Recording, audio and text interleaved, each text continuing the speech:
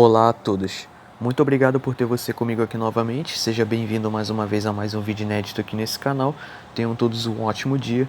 Meus amigos, hoje eu gostaria de comentar sobre Jason Vai para o Inferno, A Última Sexta-feira, filme de 1993, dirigido por Adam Marcus. Filme então da New Line Cinema, distribuído pela New Line Cinema, o primeiro filme da New Line, pois no final dos anos 80 e início dos anos 90, em meados de 89 mais ou menos, a Paramount havia vendido os direitos do personagem Jason para então a New Line e também para o criador do primeiro filme, no caso o Sam Cunningham, que era o diretor do filme original.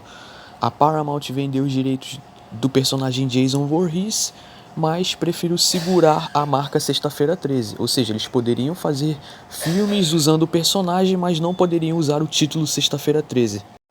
Bom, daqui em diante se iniciaria uma nova era, né?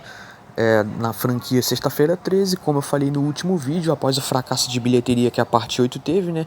A ideia de levar Jason para Nova York não deu muito certo, né? Até porque boa parte do filme não se passa em Nova York, né? Para frustração de muitos que caíram no marketing feito na época. Mas aí, após o fracasso de bilheteria, a Paramount disse que não iria mais investir na franquia, aí vendeu os direitos para a New Line, e aí como aquela fórmula tradicional da franquia já havia um esgotamento, já estava esgotada, aquele conceito tradicional de você levar jovens que têm interesse por sexo ou drogas para Crystal Lake, e aí eles pretendem também se divertir, passar um final de semana e acabam sendo pegos, perseguidos e mortos pelo Jason. Essa fórmula já estava esgotada. Como já havia um esgotamento, eles precisariam então trabalhar com um conceito novo, uma ideia nova para poder trazer Jason para o cinema. Daí veio Sam Cunningham com a sua empresa Sam Cunningham Filmes, com uma parceria com a New Line para poder então produzir esse filme, e aí ele deu oportunidade para o jovem diretor Adam Marcus, que era um estreante como realizador na época, deu a ele a oportunidade de dirigir esse filme. E aqui você tem uma ideia e uma mitologia totalmente nova. Você tem o conceito de Jason parasita que vai mudando de corpos, né? Ele vai possuindo novos corpos, né? Para continuar a sua matança. O que não me agradou muito, tá? Confesso que a mitologia proposta aqui nesse filme não agradou não apenas a mim, mas boa parte dos fãs de Sexta-feira 13. Bom, foi daí então que veio a ideia original de Adam Marcus. A ideia dele era que a essência de Jason poderia ser transferida, né? A ideia era continuar aonde a parte 7 parou, né? Sexta-feira 13, parte 7, que na qual Jason estava neutralizado, preso no fundo de Crystal Lake, e aí o filme começaria com um homem misterioso, né, desenterrando o corpo de Jason para que uma autópsia pudesse ser realizada em uma cabana próxima, né, lugar esse que seria um laboratório de ciências. Jason acordaria e veria seu próprio coração ser arrancado pelo tal homem misterioso. Ele despertaria como uma espécie de zumbi e o homem consumiria o coração, né, absorvendo assim os poderes do Jason, e a gente vê uma cena semelhante, né, que foi pro corte final aqui de Jason Vai para o Inferno.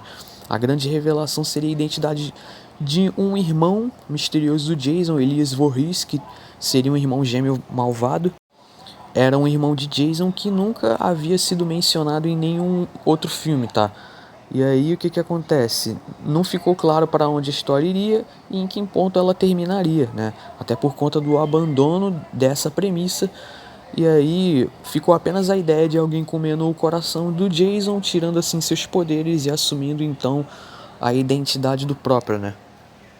Então a premissa é simples. A premissa é fazer o Jason desaparecer fisicamente da trama por boa parte da duração para começar a possuir corpos até conseguir encontrar uma pessoa da família Voorhees, né? Ou seja, um membro, no caso uma irmã, porque aqui no filme é mencionado que Jason tem uma irmã, coisa que nunca foi citado em nenhum dos outros 8 filmes, né, que foram distribuídos pela Paramount. Então você vê aqui uma história que descarta totalmente os outros filmes da Paramount.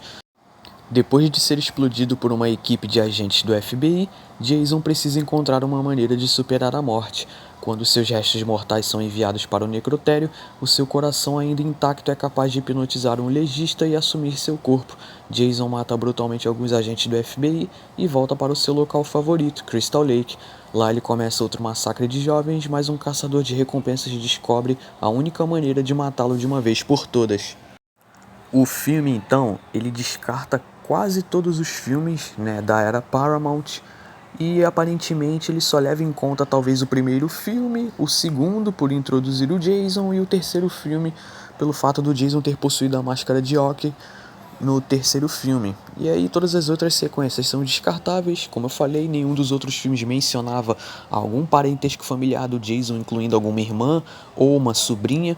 Né, esse conceito que eles colocaram aqui lembra muito o Halloween, né? Michael Myers descobrindo que tem uma irmã, Laurie Strode, e aí acaba perseguindo a irmã.